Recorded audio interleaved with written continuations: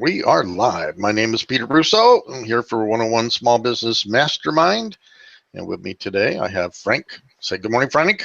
Good morning, Dick. Oh, where is That's he? right. Where is Dick? Well, Dick's having technical difficulties, so he's going to try to get back on with us if he can. If he can't, we'll just carry the show ourselves.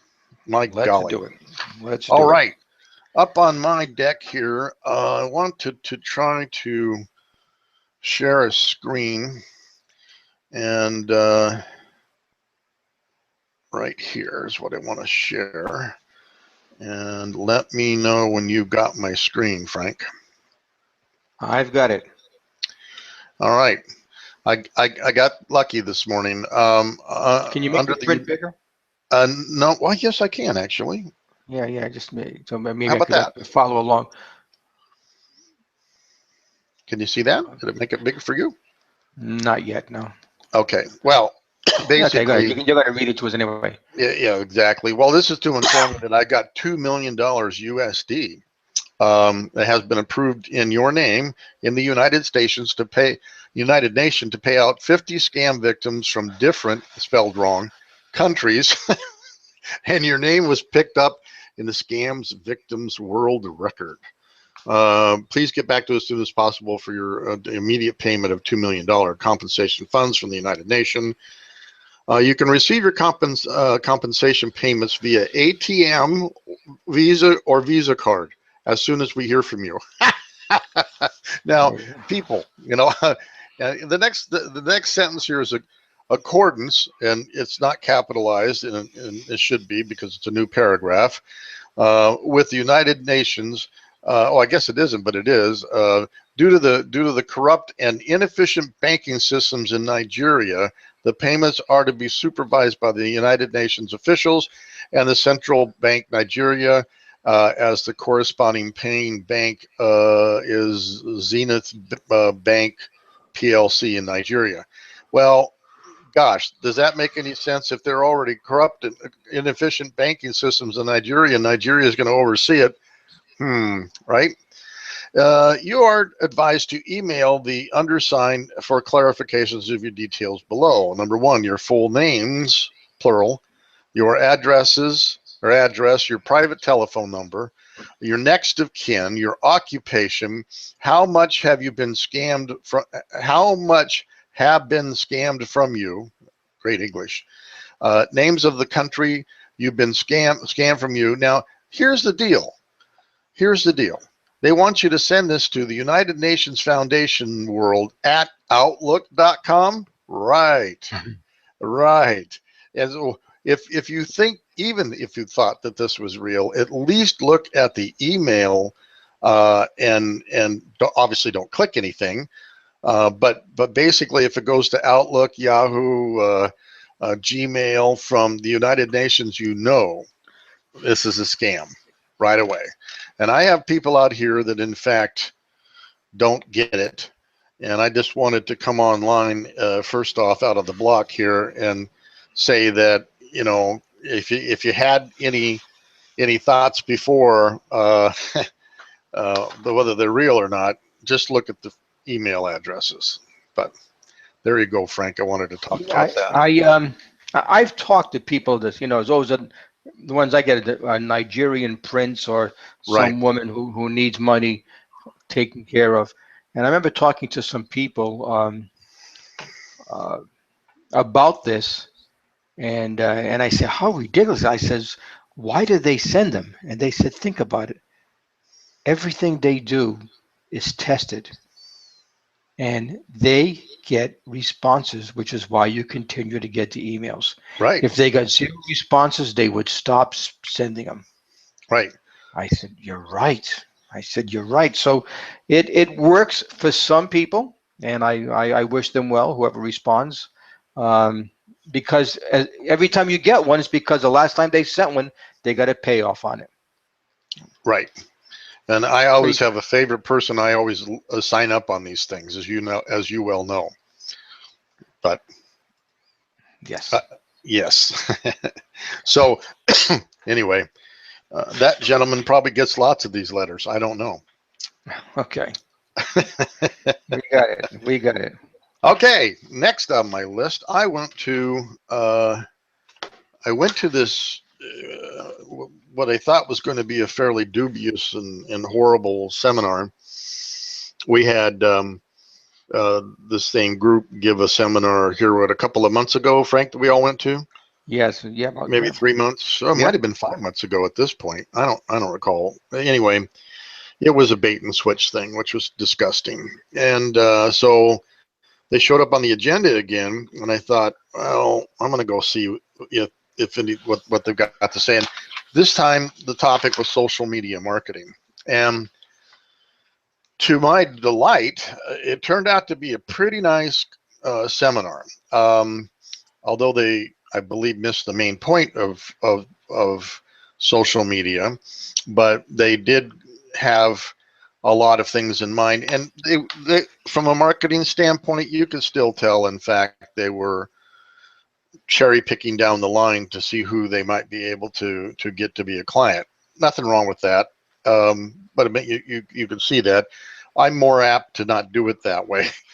Excuse me, but they did come up with a nice little list of 8 social myths, and I just wanted to go down some of these. Oh, and they broke us up ultimately into pairs, which was very fortuitous to me. I might have a new client because of that. And it was clear, but I know the answer to all these myths. So as we paired up, they gave us 2 myths each to debunk, so to speak. And that way you could have a nice discussion about them. It was a nice focus on them. And then as we went around the room to answer them, if they weren't correct, then he could correct those myths. Okay, and so basically, and there's Dick again. Hopefully, we can hear you this time. And can't hear you yet, Dick. Anyway, Hello there. now. You betcha. Welcome to the show, Dick. Okay. Welcome back, Dick. All righty. Hey, I even had Frank. I said hello. Say good morning, Frank. He said good morning, Dick. Oh, where is he? This force I have it. There you're back. So these, excuse me, this nagging cough. These 8 myths, which were kind of cool, help to focus everybody on what social media is all about. Except for, again, like I say, they missed the number one thing, and I wasn't going to give it to them either. But the first one is my customers don't care about social media, basically. People say that. And their answer back is 74% of the adults use social media. Influencers and reporters track social media for stories, ideas, products, services, and more. So, anybody that says, oh, my clients don't care about social media, why should I do it? And I don't care, is wrong, basically. The next one is, next myth is I need to join every social media possible. And the answer to that obviously is no. They say engaging every social media is too time consuming for most people. Find the specific social media channels your customers frequent and target those channels. And that, in short, you have to ask yourself, where are my clients in the social media world, and go to them, go there. And like I told him, I did pipe up at that point and say, he asked me actually, he said, well, what social medias do you suggest for businesses? And I said, it's business centric. If you're a mobile pizza kitchen, for example, having Facebook is okay, but Twitter might be even better because you can tweet out where you are, what you've got going. Your Instagram would be good for instant pictures of what's going on, because a lot of DJs and a lot of people at parties use Instagram. And so, excuse me, it just depends on where people are. That's my put. Let me see. Oh, by the way, and I'll point out this one, which he did not point out. Some social media, you will not see a Google search, Facebook. You will not see Google turn up a post out of Facebook, which is also a powerful thing, because Google doesn't have control of that. But if you use Blogger, for example, is exactly the kinds of things that Google's looking for fresh food. So the whole concept being there of understanding some social medias are SEO centric or friendly, other ones aren't at all. Then I need to choose only one or choose only a particular social media and just roll with that. Like I'm just going to do Facebook and that's it, and that's a mistake. But don't put all your eggs in one basket. One benefit of social media is it's able to cross-pollinate messages and spread information virally. YouTube, for example, is another one that obviously owned by Google, but it's the second largest search engine on the web. So putting up video, for example, and using YouTube like we're using YouTube, and make sure you do your tag words, can get you some nice traffic from time to time, particularly if you have a good topic. Let's see, posting, for example, the more the better, and that's a myth as well. You don't want to overpost. As a matter of fact, with Facebook, after 10 posts on a day, they cut you down, cut you off. Less can be more. Shared information that is interesting and relevant, and most importantly, valuable to the end customers and prospects.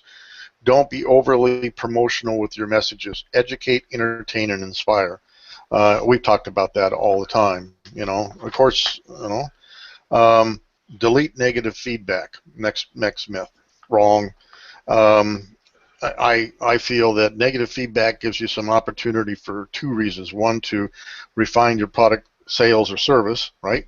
They're giving you honest feedback. They didn't like it. And number two, you should engage that person and thank them for that negative feedback and keep them in the loop of how you're fixing it. Then you actually get a follower. They say here, actively manage your brand reputation. Respond thoughtfully, authentically, and with a plan to address a problem. When a potential new customer searches for your product or service, this feedback will be part of the landscape of their research. Absolutely true. Next one, get as many blank as you can, and that would be get as many followers as you can. And that's a myth too. People chase followers all the time, but if you are selling a vegan product and you get followers that are, of course, meat eaters, it's worthless. Okay. And they say it is far better to have a targeted audience of people who want to hear from you than a lot of people who could care less. Okay. Social media can't be tracked. That's wrong. You can track content, new leads, conversions, visits to your website. Google Analytics tells you where they come in from. I think you can get stats on Facebook, who sees your stuff, that kind of stuff. And finally, it's all about me. And it's not. It's all about them. If you promote yourself constantly, you'll lose followers. Social media should be used to build brand awareness, identity, and reputation, and solve problems. Now you see, you know what he missed, Frank? Yeah. Yeah. It's a conversation, stupid. Yeah. That's what I always say. And and social media has been around since the Lord Jesus Christ was walking the earth. It's called building relationships with people, and therefore you prefer to do business with them. That's it. And everybody got lost in the part on those kinds of things. Although I will be critical of him on that part, but I have to say, I think he did a pretty good job from an elementary level to educate the people in the room. There were only 10, but nonetheless, 7 came out of there better than they went in, and that's my measure of goodness. So I'll open it up to the floor. Anybody want to talk about those things? Yeah, Peter.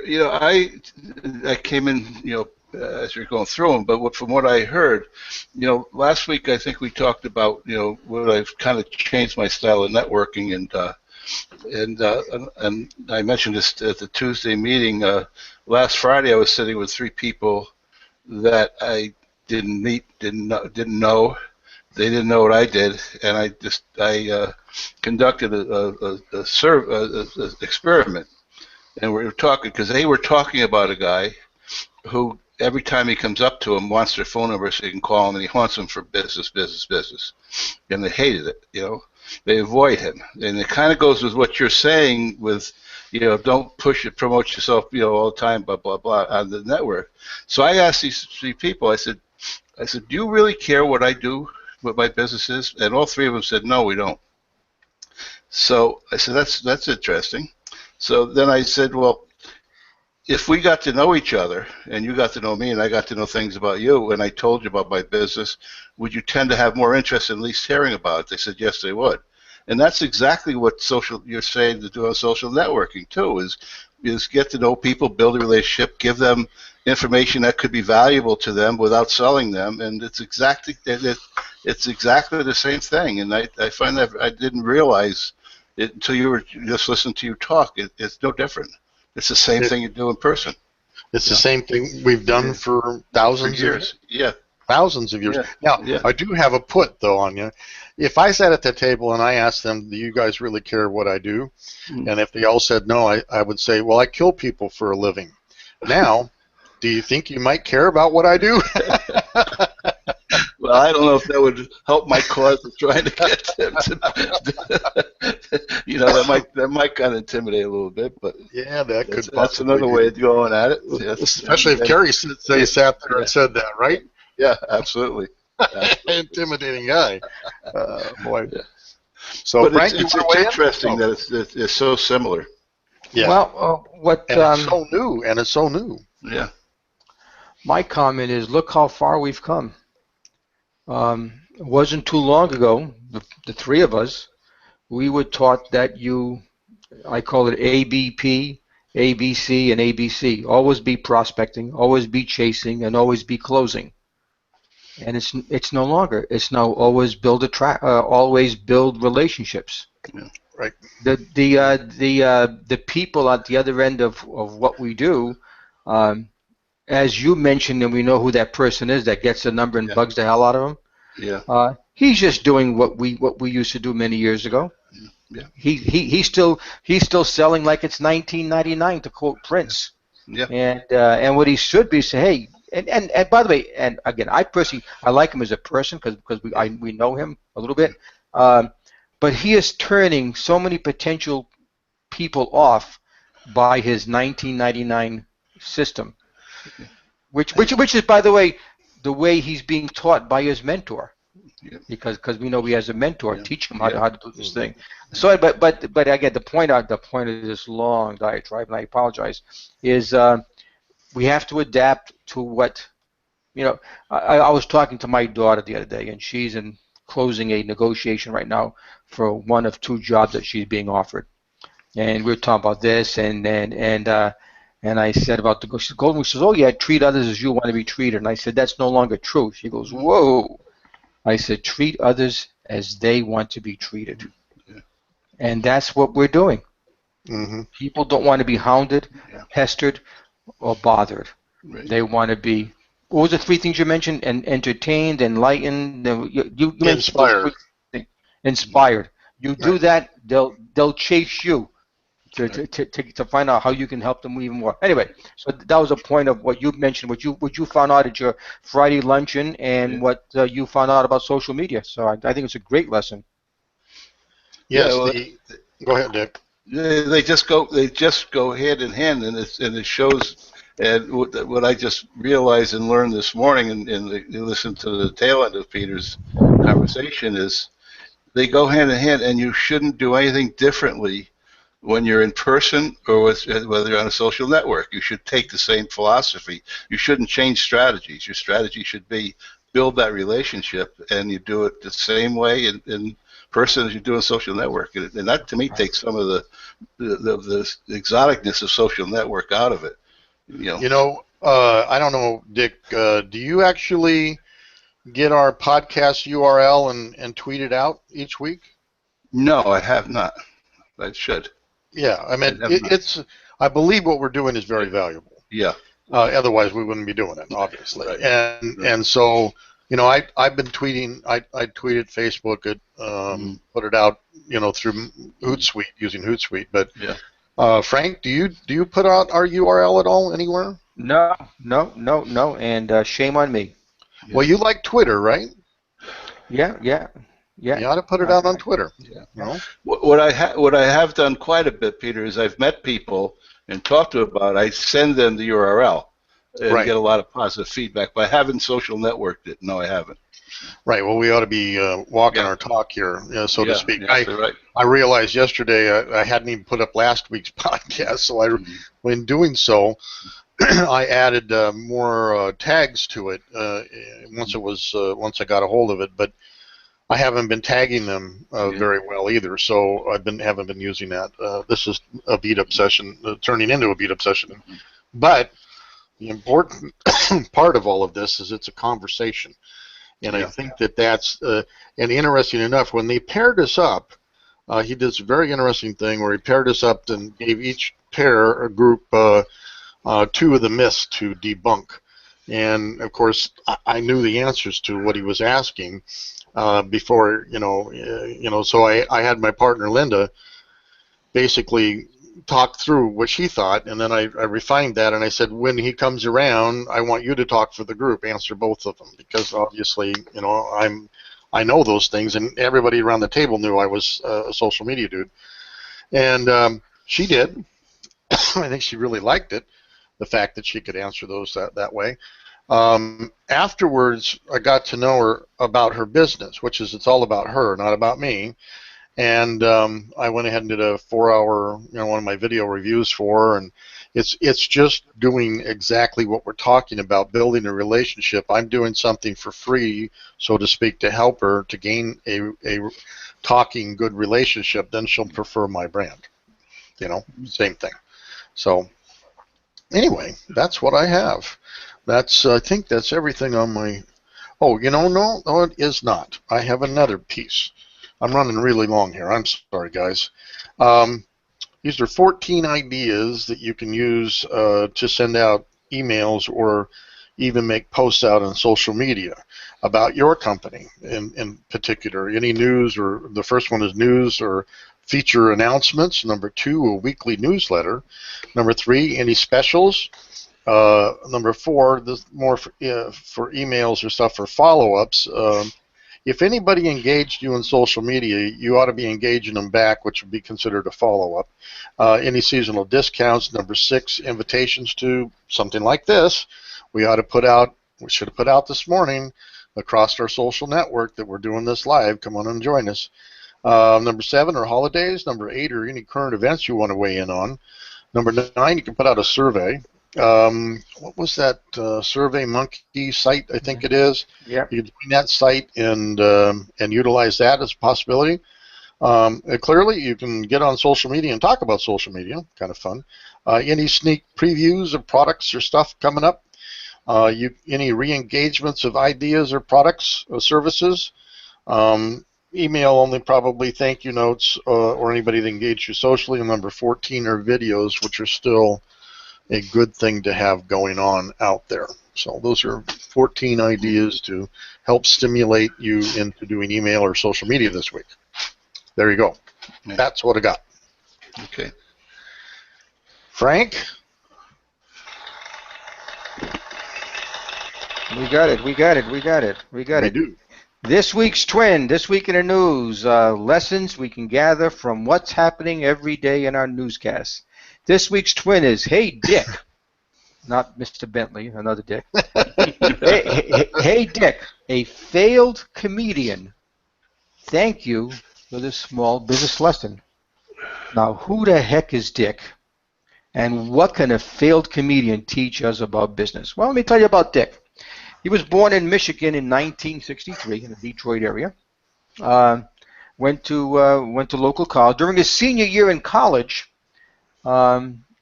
he had to take theater classes to fulfill his graduation requirements. But he did, and he graduated from University of Michigan in 1985 with a BS degree in computers and communication sciences. Right? Upon graduation, Dick made a unique choice. Instead of taking some lucrative offers to join some high-tech firms, he instead moved to Chicago to perform with Chicago's Annoyance Theater, an improv comedy group, and other comedy festivals. And this is my assumption. He probably envisioned himself as the next Jerry Seinfeld, the next Larry David, or the next George Carlin.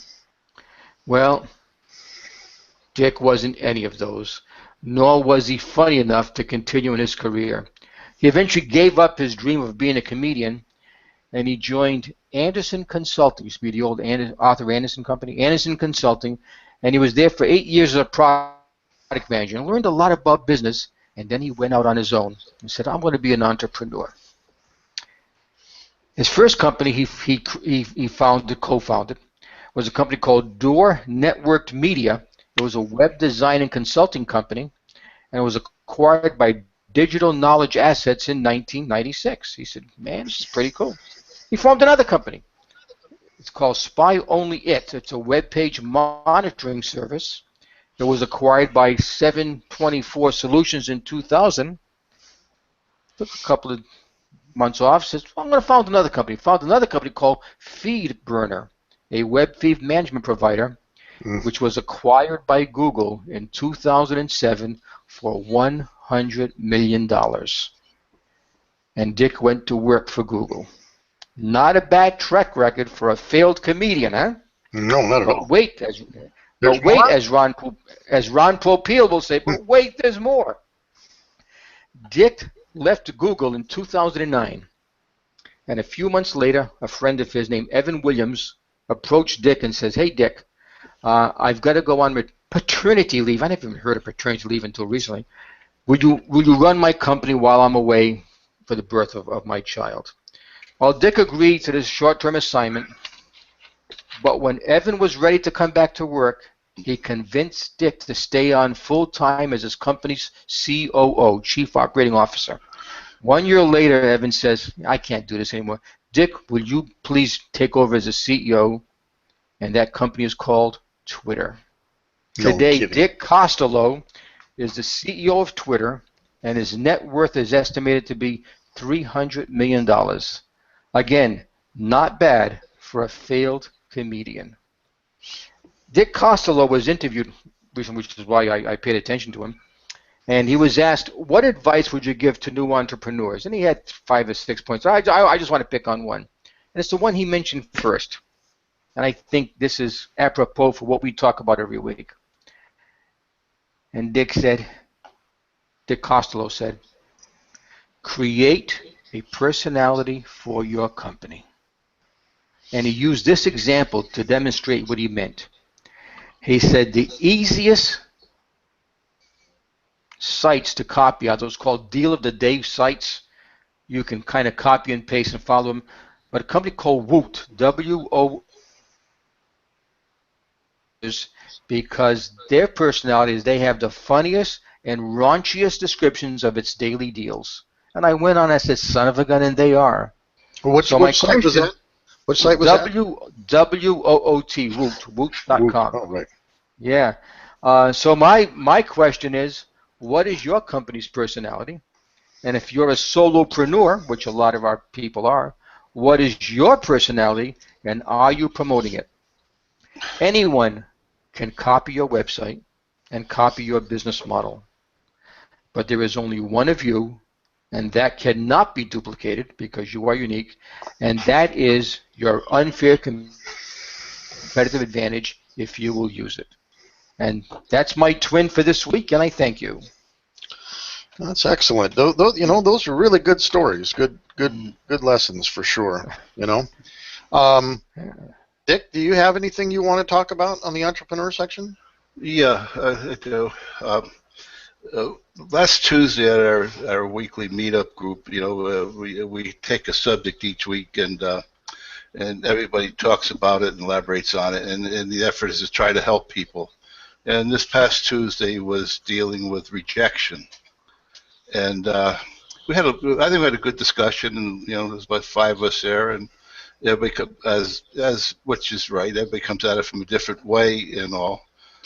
But and then talking with other people about rejection. The thing that I got to thinking is I think this whole fear of rejection and all boils down to a lack of confidence.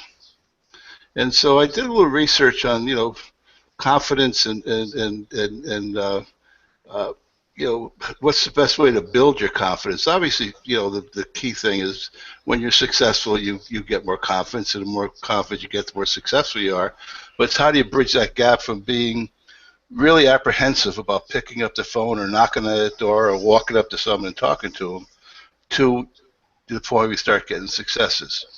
And I did some research. I came up with, there's a few points, but I'm going to talk about three of them because I think they're important, and I think there's something that I like to think I build my confidence in walking into a strange room full of people and making friends and relationships and starting conversations or picking up the phone and calling someone that more than likely is going to say hang up on me, some yell at me, some just are polite.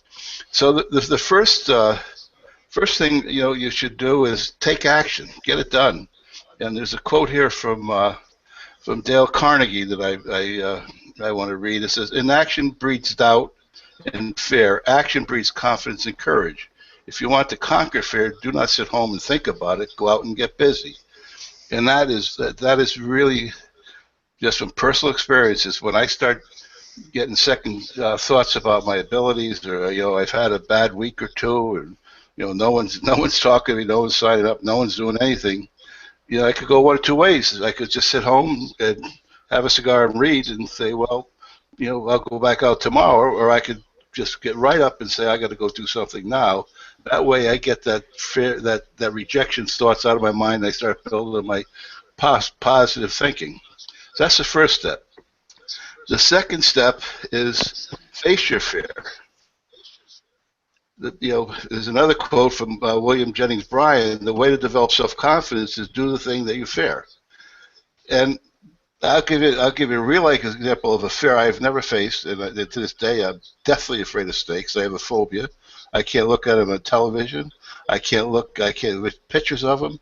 I don't go to the zoo and look at it. I've never faced that fear, and that fear is rampant in my body. At 75 years old, it's still there.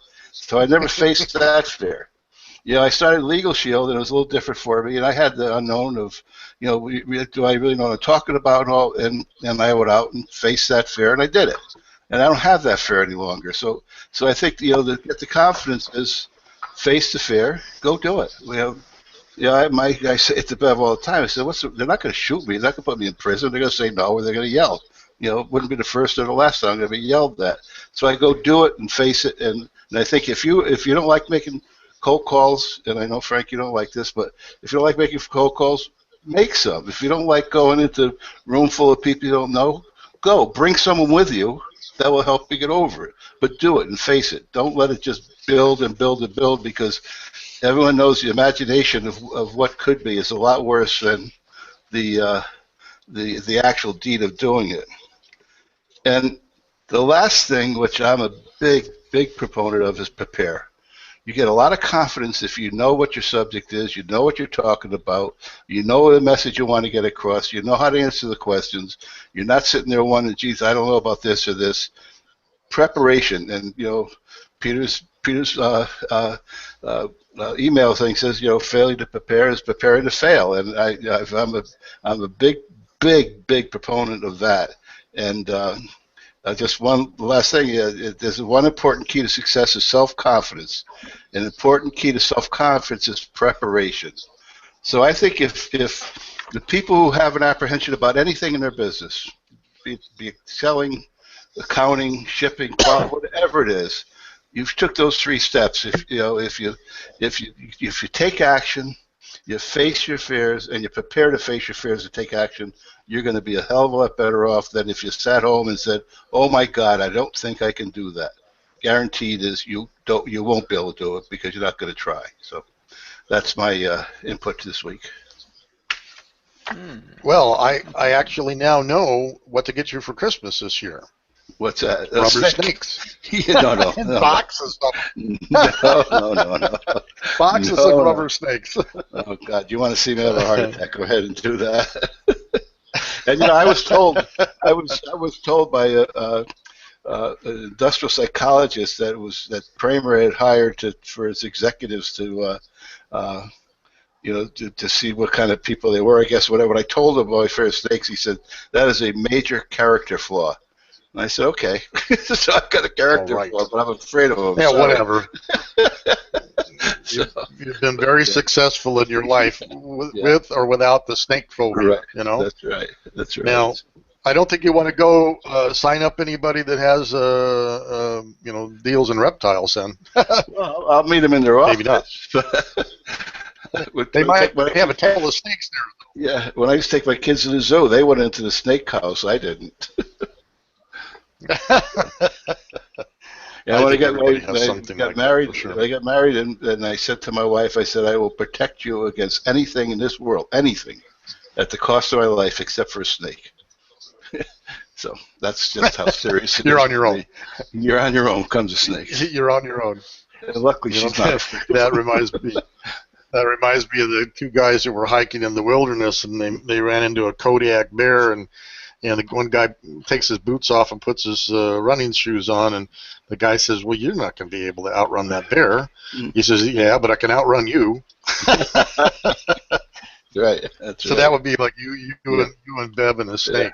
Yeah. You would outrun Bev. Yeah, that's right. You deal with a snake. Anyway. Yeah. All right, Frank, you got anything on that one? Yeah, in? I think that is extremely important. I've put together this program. It's a 4-part program, and everybody wants to go to parts 2, 3, and 4, which is how to attract, how to intrigue, and how to get them to chase you. Right? Everybody wants that. And what they don't want to do is part 1. You know what part 1 is? Just what Dick talked about. Working on you. And I tell them, I didn't tell them before, as falsely as I do right now, I said, well, no matter what you're selling, if you came across somebody who was selling what you're selling, and they were insecure, they weren't sure, they didn't think they were worthy of your business, they weren't sure they could answer all your questions, they had all these fear, would you buy from them? Hell no. You'd run away from them no matter how much you'd find somebody who was more confident to buy from. So the comment I make: be prepared, whatever the term you want to use before you go out, or don't bother going out. Work on yourself, get yourself together. It's not that difficult, and I call it the mirror. You got to. And who was I talking to the other day? Oh, I know. I was watching a documentary about a druggie from my hometown, and he said he was a drug addict since high school, and he played for the Celtics and paid for a bunch of basketball. He's now a drug addict, and he said he always shaved and brushed his teeth in the shower. And when he came out of rehab for the last time, he's been 3 or 4 times, and now he finally came out the last time. And he was telling his wife, he says, for the first time I can brush my teeth and shave looking in a mirror. And she says, why? He says, because I didn't like what I was looking at before I came out of rehab. And I said, wow, that was strong. Looking at, right? Right. He says, I didn't like me that much. And so what the first part of my program is, we do the mirror exercise. And we've got to get you prepared, like Dick said, prepared, confident, and like you said, the more you do it, the easier it becomes. Because all of a sudden that rubber snake, you know what the rubber snake is? A rubber snake. As we call them, boss, a rubber snake. Anyway, so Dick, right on with that. Absolutely. And I say spend as much time you have on that, because it's like putting money in a bank. That annuity will pay you for the rest of your sales career once you build up that confidence, whether it's you're going to do cold calling, door knocking, or networking, whatever it is that you decide to do for your business. So that's my feeling. If you're having a conversation, they won't reject you. If you just do what we've been talking about, all the social media approach here, it's a conversation, stupid.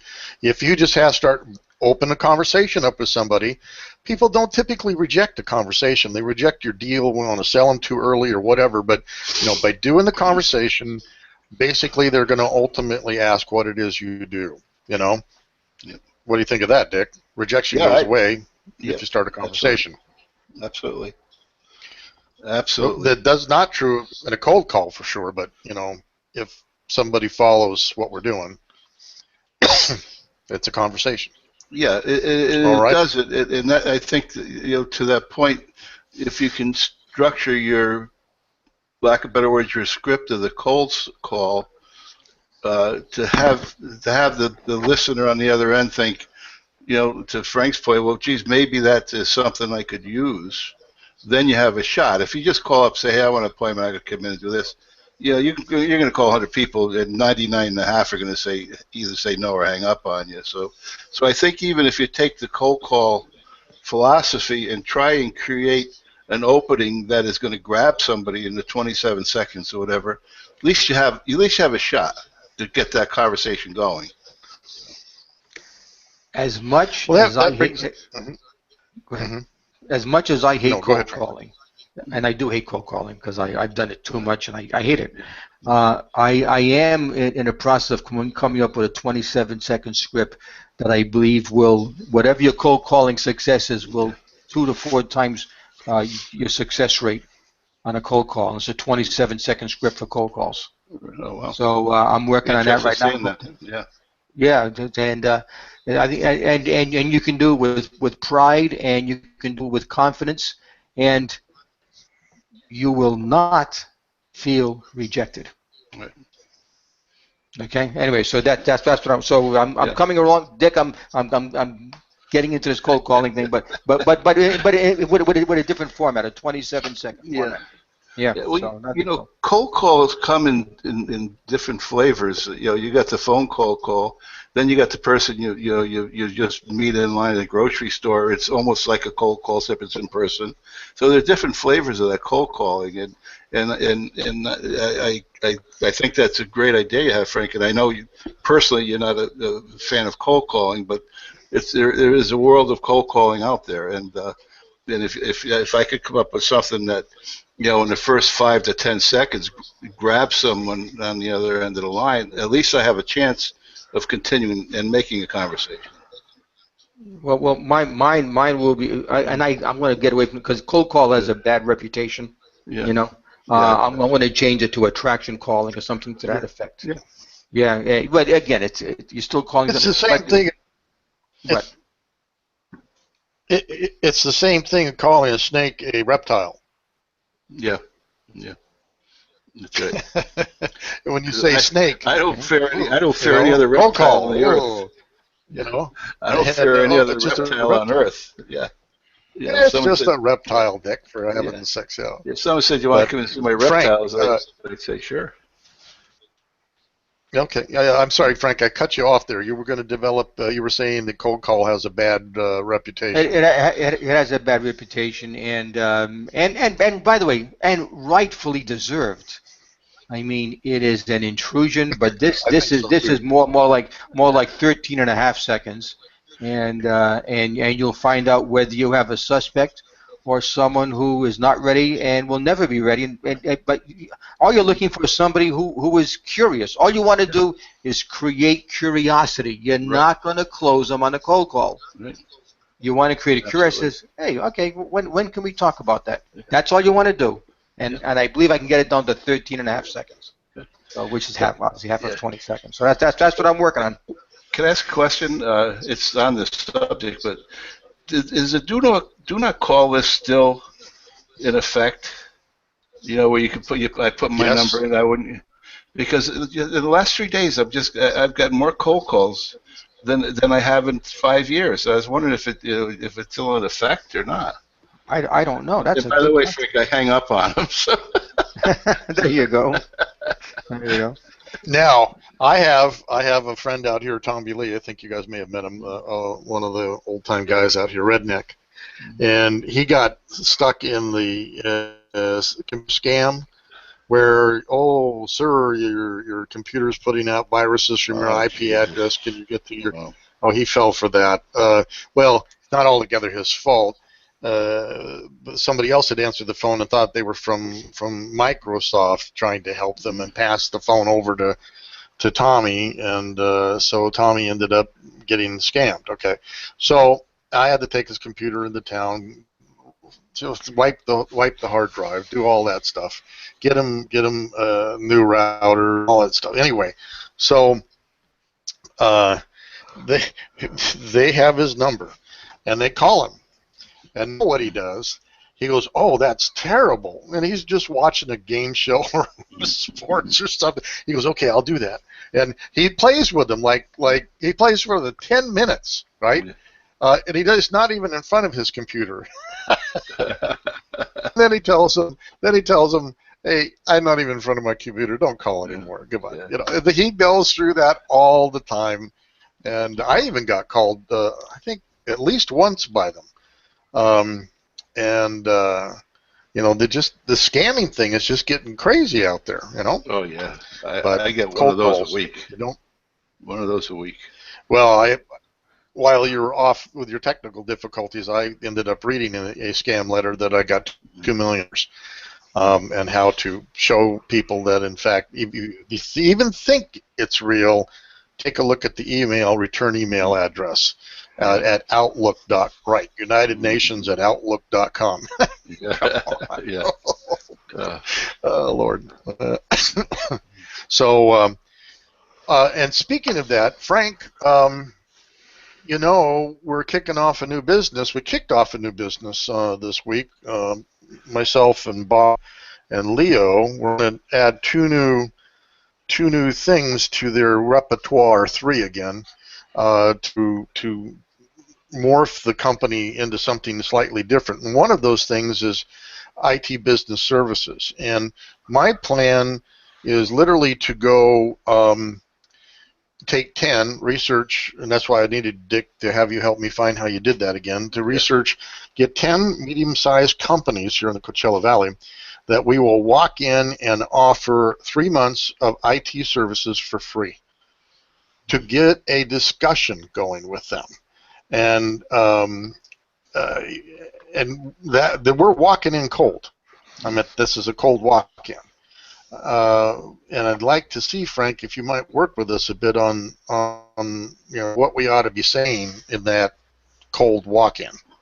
We don't do it on the show here, but would you be willing to work with us a little bit on that? Yeah. I'd like to challenge. Yeah, because my first thought is I throw you out.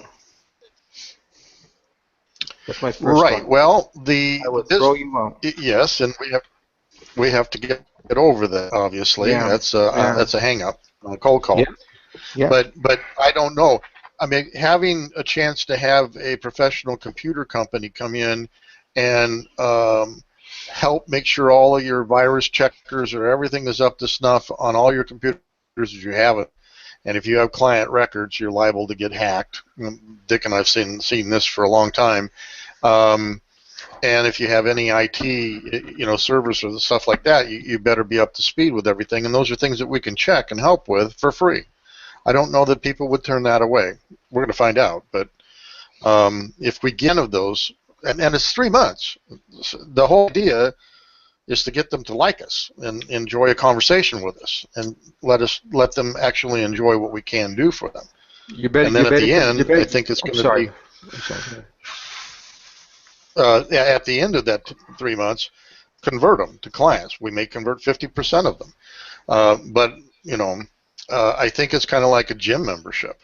You know, once you're in the gym, you use it for a while, then you fade away, but you never cancel that gym membership. As a matter of fact, 80% of the gym memberships, they never go to the gym anymore.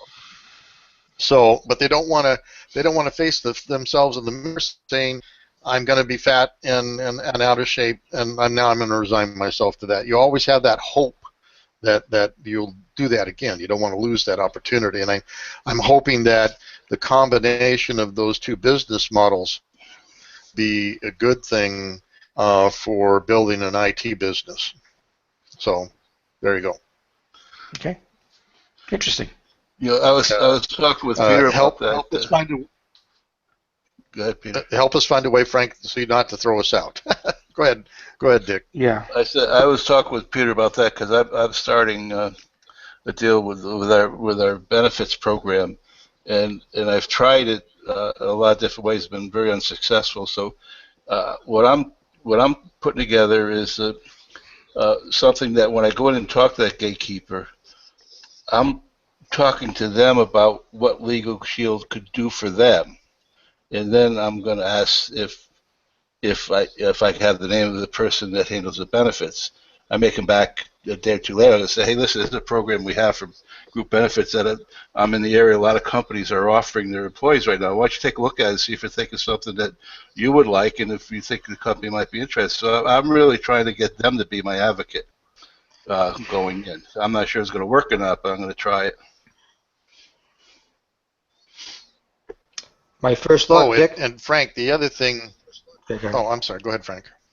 No, my first thought, Dick, Go ahead, Frank. is first of all, you're dealing with the gatekeeper. Who, if it's the owner's daughter or son, that's fine.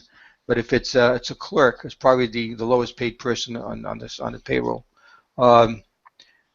If you come in to my company, and but you guys are opened up, so we're just having honest discussions here. So I'm not trying to chastise anybody. If you come in and say, hey, I'd like to show you what Legal Shield can do for your company, my red flag goes up and said, this is a sales call because you mentioned Legal Shield. And I know you're trying to sell me Legal Shield. So that puts up a wall immediately the minute you say Legal Shield.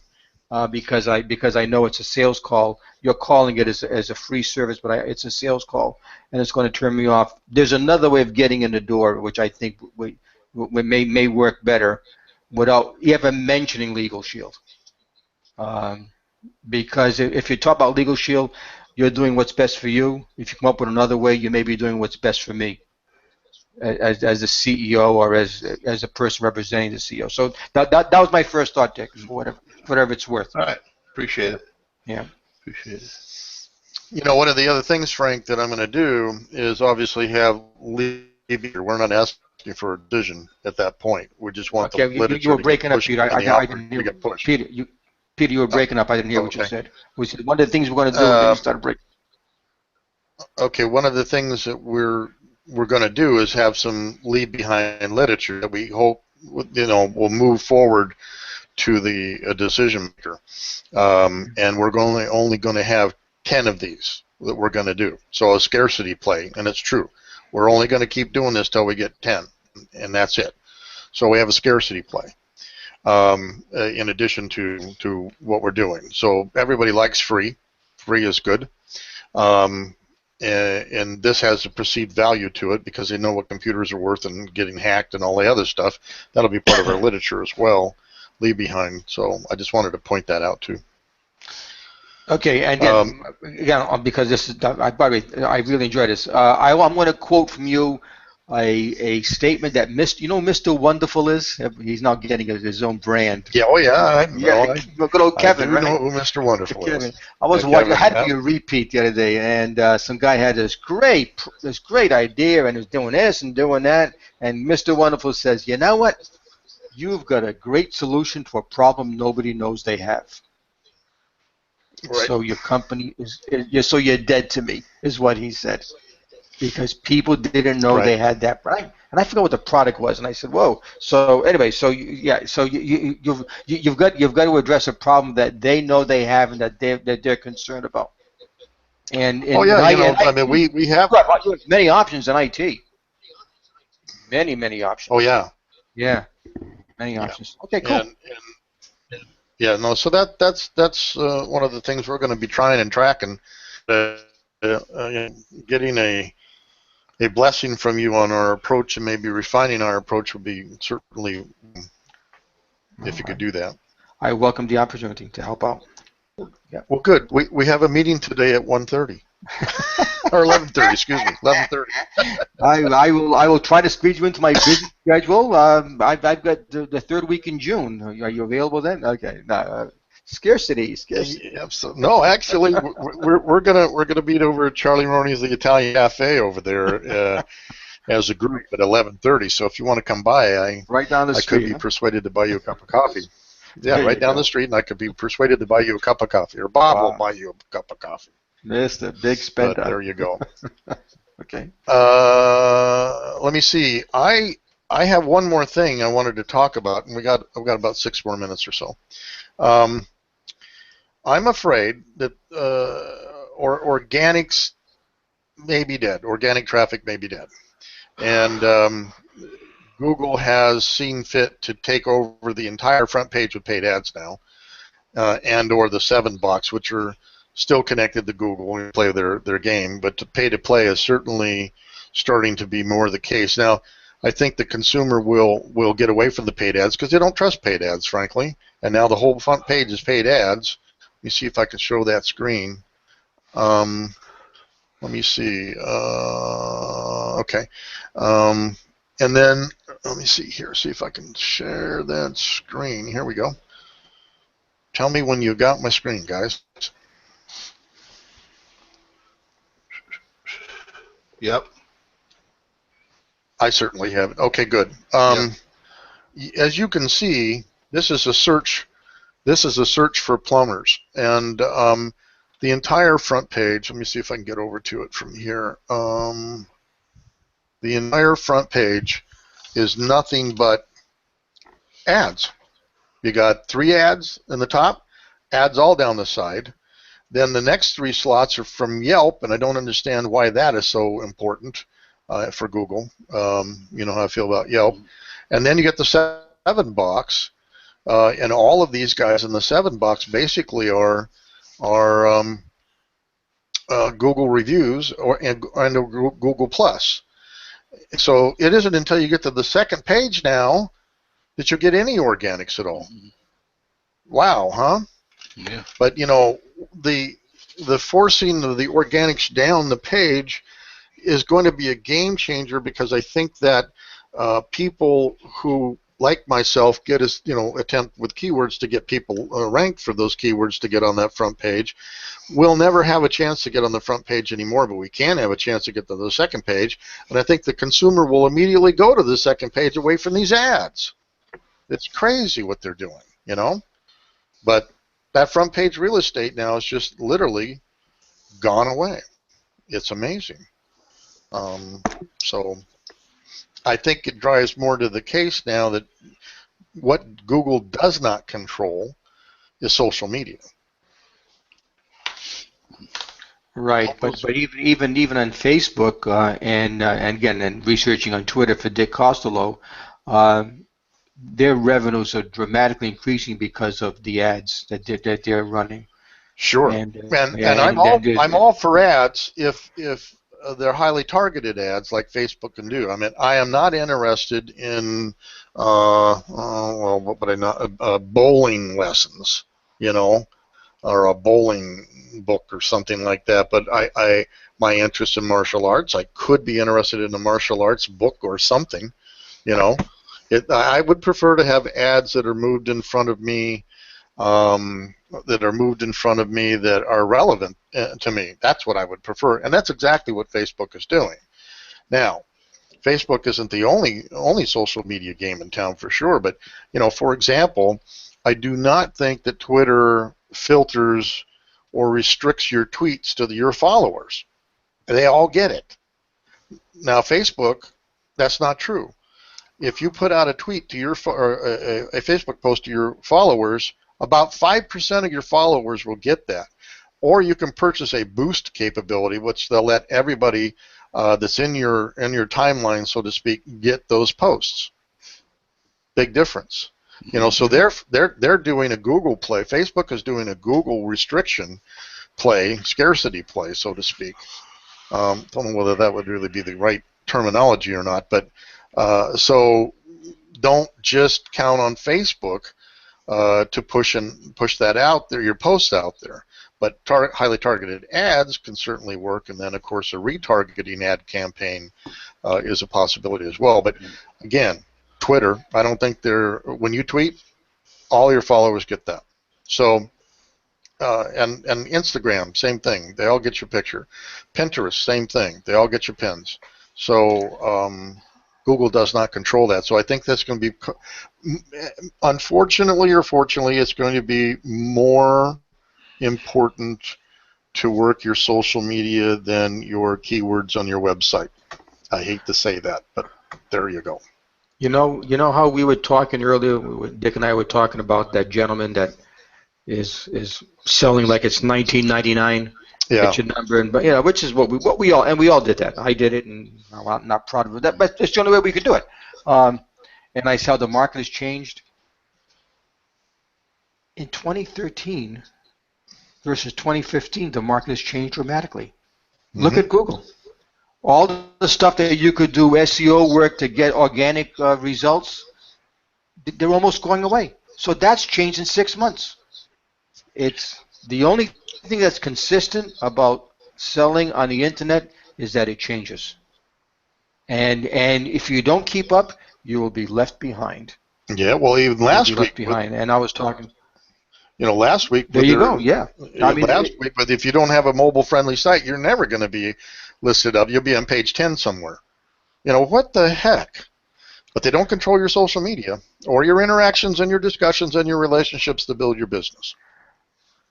I believe, and I was talking to another gentleman we know from Chicago about this the other day, that the people who will do the best in the world we're talking about, this high-tech marketing world, are the people who create who create membership groups where you pay a monthly fee, and you pay someone like a Peter or a Dick or a Frank or a Phil to keep you up to date on the latest changes and how you've got to modify what you're doing to keep the latest changes, because the changes are coming fast and furious. And that's a nice recurring revenue site. Oh, absolutely. People will pay you because they don't have the time or the technology or the education to be able to decipher. They said, hey, you do what you're going to do. I'll pay you X dollars a month. 1,000 people pay you X dollars a month, and you tell us what I need to know this week or this month, so I can keep on top of what's new. That's a great business to be into. It's not a one-time shot. It's a recurring revenue and recurring update site. That's how fast things are changing. So. Right. Well, I run some social media, and that's about what I have to do with them. Right. I do a lot of rotation management as well. But excuse me. All right. Well, we're up on our hour. Any other thoughts, guys, you want to talk about? No, I'm all set. Okay. Well, then, say goodnight, Dick. Good night, Dick. Good night, Dick. Hang on.